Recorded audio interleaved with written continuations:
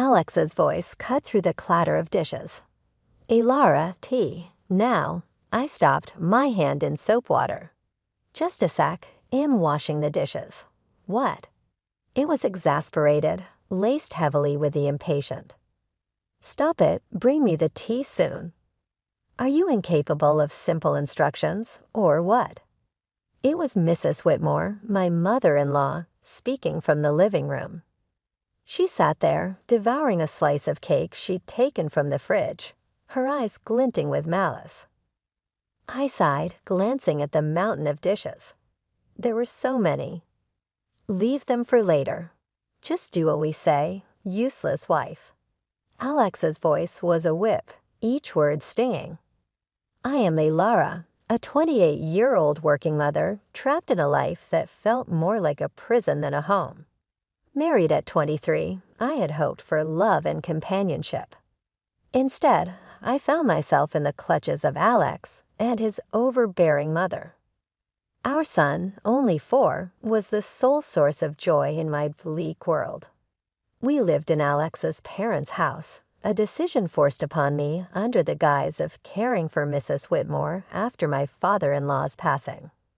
Initially, I sympathized with her supposed grief, but soon it became clear that I was nothing more than a pawn in her cruel game of domestic tyranny. Cooking, cleaning, working, it was never enough. My efforts were met with scorn, my meals left untouched or criticized harshly. The stir-fry is so half-hearted, Mrs. Whitmore would scoff. Cook it properly from scratch.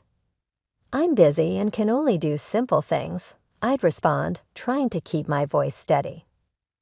That's why I hate back talk from my daughter-in-law, she snapped. Cook from scratch. Why don't you cook then? You're a good cook, right? I dared to retort once, immediately regretting it. Why would I do housework when you're here? Her response was cold and dismissive. Are you out of your mind? Their cruelty escalated over time, shifting from harsh words to a chilling silence. They began to ignore me completely, as if I were a ghost haunting my own home. My presence, once merely undervalued, now seemed entirely invisible. 5 years passed in this suffocating atmosphere. Alex and I turned 35 and 33 respectively. Our son grew, yet the oppressive air in the house remained unchanged. My mother-in-law, now 63, seemed to thrive on my misery. One evening, as I trudged home from work, a heavy realization settled over me. My existence seemed pointless in their eyes. I was a shadow, unseen and unheard. The only voice that acknowledged me was that of my son. The thought of losing even that small recognition was unbearable. Returning home, I began cooking immediately, trying to push away the gloom. I prepared mapo tofu, fried chicken, and a stir-fry with bell peppers and pork, hoping to bring some semblance of normalcy to our dinner. Bring me the mayo. Alex commanded abruptly, breaking his long silence. Sure, here you are, I replied, handing him the mayonnaise. His first words to me in ages were not of gratitude or conversation, but a mere order. It was the final straw, the breaking point of my patience and tolerance. The evening took a turn for the worse when Mrs. Whitmore demanded, "Clean the toilet." What? Now? I was aghast. Yes, now, she insisted, her voice dripping with venom. I snapped back, unable to contain my frustration. Don't say such a thing while we're eating. It's nasty. Just like your heart, she hissed.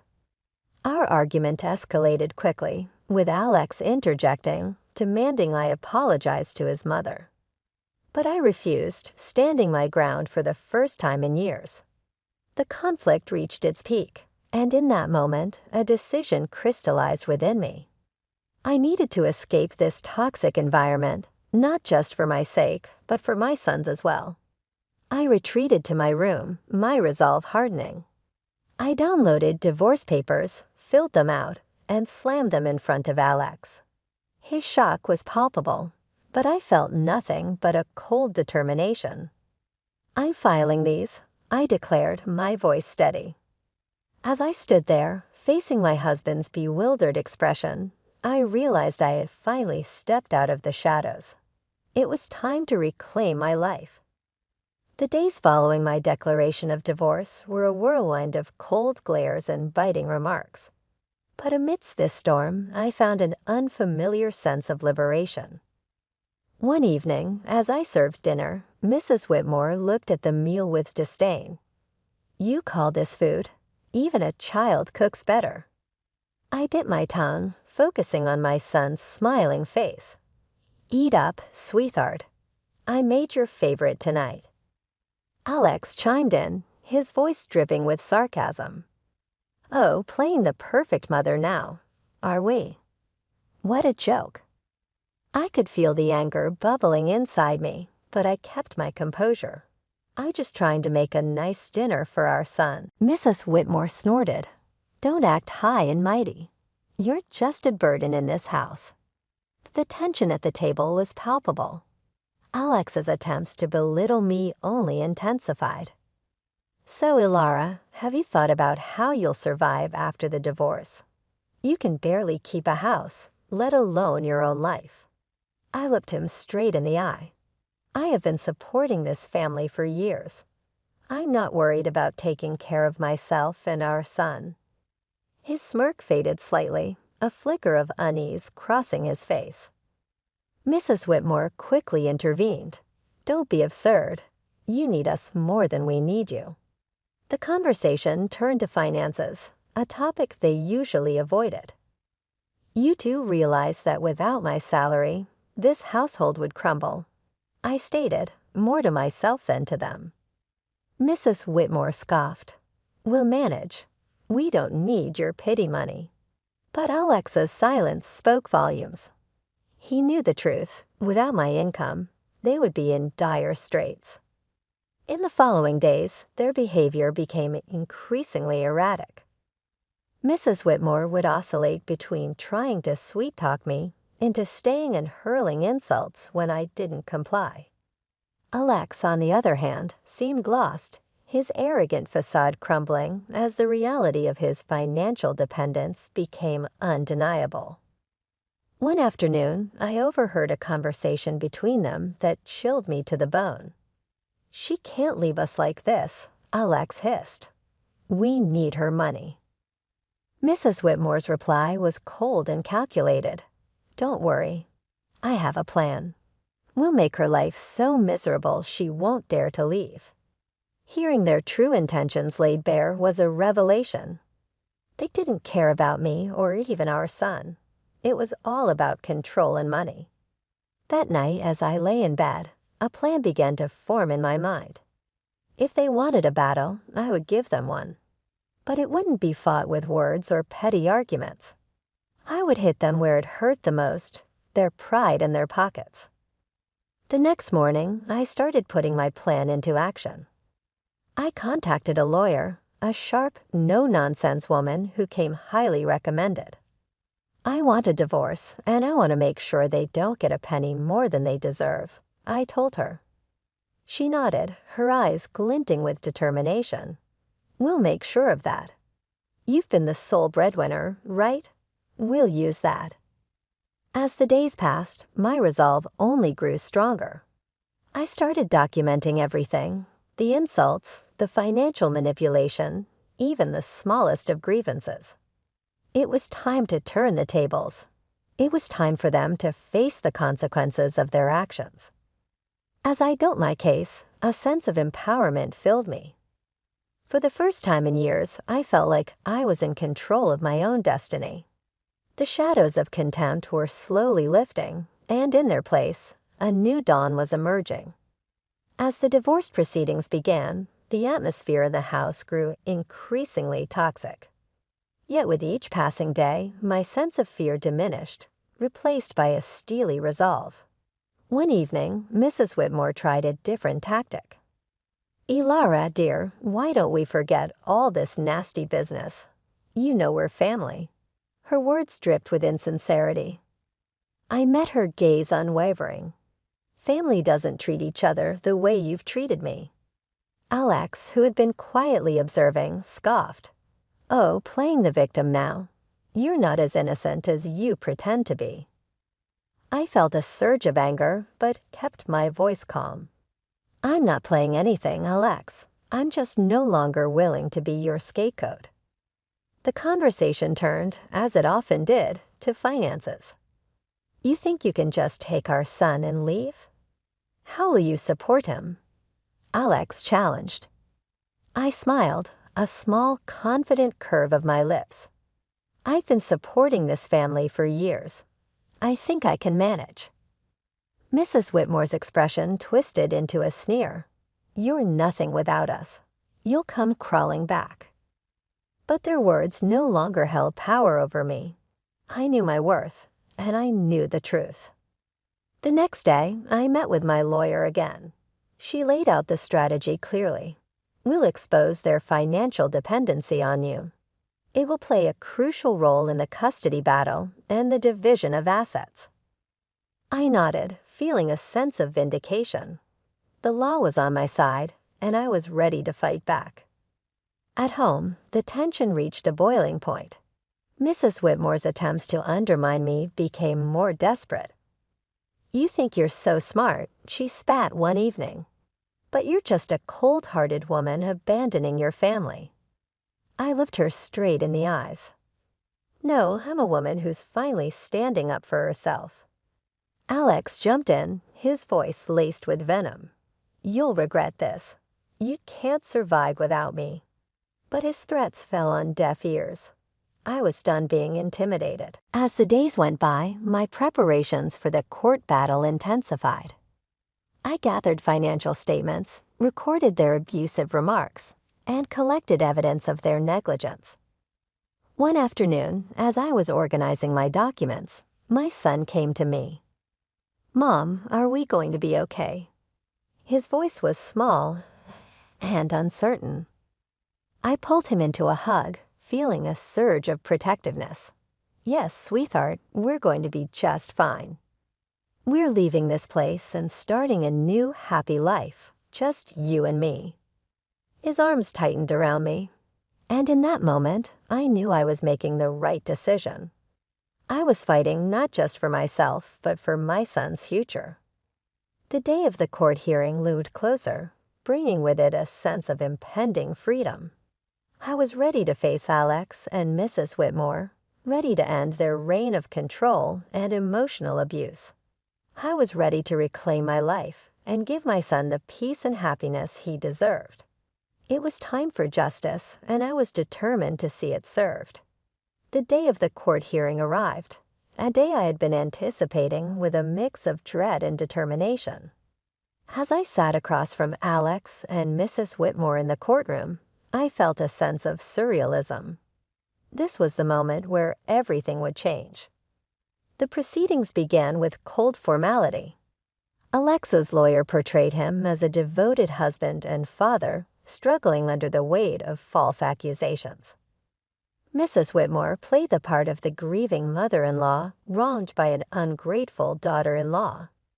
But their performance was transparent, their lies brittle. When my turn came, I spoke clearly, my voice steady. "I have been the sole provider for this family for years. My husband's employment and his mother's manipulation have been constant sources of strain." Alex interjected, his voice laced with false hurt. "Alara, how can you say these things? I've always supported you." I turned to him, my gaze unwavering. "Support is more than just words, Alex. It's about actions, and your actions have shown nothing but selfishness and cruelty." The judge listened intently as I presented my evidence, financial statements, recordings of their verbal abuse, and testimonies from neighbors who had witnessed their behavior. The truth was undeniable. As the evidence mounted, Alexa's facade began to crumble. Mrs. Whitmore's composure cracked, her mask of innocence slipping away. The courtroom was silent, the air thick with tension.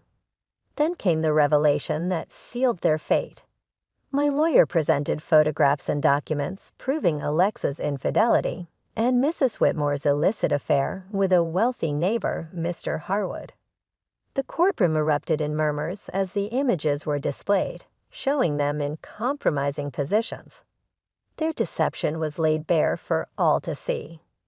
Alex's face turned ashen, his eyes wide with shock.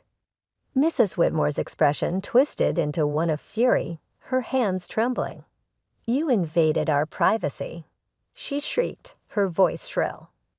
I looked at her, my voice calm but firm.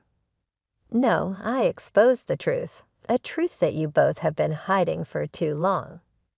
The judge called for order, but the damage was done. Their credibility was shattered, their lies exposed in the harsh light of the courtroom. As the hearing came to a close, the judge's verdict was clear. I was granted full custody of our son, and a fair division of assets was ordered. Alex and Mrs. Whitmore were left with little more than their shattered reputations. Walking out of the courtroom, I felt a weight lift off my shoulders. The years of manipulation and emotional abuse were finally over. I had stood up to my oppressors and emerged victorious. But the sweetest moment came when my son ran into my arms outside the courthouse, his face bright with relief and happiness. "We did it, Mom," he said, his voice filled with joy. "Yes, we did," I replied, holding him close. "We're free now. It's just the beginning for us." As we walked away hand in hand, I knew that this was not just a victory for me. It was a victory for every person who had ever been made to feel small, powerless, or unworthy. It was a victory for truth and justice. It was the start of a new chapter, a chapter filled with hope and the promise of a brighter future. The aftermath of the court ruling was immediate and tumultuous. Word of Alex and Mrs. Whitmore's deceit spread like wildfire, tarnishing their reputations in our small community. They were no longer able to hide behind their facade of respectability. In the days following the verdict, I focused on rebuilding my life with my son. But I couldn't ignore the sense of satisfaction that came from knowing Alex and Mrs. Whitmore were facing the consequences of their actions. One evening, as I was preparing dinner, I received an unexpected visitor. It was Mr. Harwood's wife, Mrs. Harwood, her eyes red with unshed tears. "Elara, I heard about everything. I can't believe what Sylvia did." Her voice broke, and I could see the pain etched on her face. I invited her in, offering a cup of tea. As we sat at the kitchen table, she poured out her heartache. I trusted her as a neighbor, as a friend, and to think she was having an affair with my husband. I listened, offering words of comfort. It was clear that Mrs. Whitmore's actions had caused more damage than she had ever anticipated. The next day, I encountered Alex in town. He was a shadow of the man he once was, his arrogance replaced by a look of defeat. "Elara, please can we talk?" he asked, his voice barely above a whisper. I stopped, facing him. "What is there to talk about, Alex?" He fidgeted, unable to meet my eyes. "I'm sorry for everything. I didn't realize how much I depended on you, on your strength." His apology, though late, was a testament to the shift in power. He had lost everything: his dignity, his home, his family. In that loss, he had finally recognized his own faults. But it was Mrs. Whitmore who faced the harshest backlash. Her affair with Mr. Harwood had not only ruined her reputation, but had also led to legal troubles. Mrs. Harwood had filed for divorce and was pursuing a lawsuit against her for alienation of affection. I heard about Mrs. Whitmore's plight from neighbors. The whispers and rumors painted a picture of a woman undone by her own actions.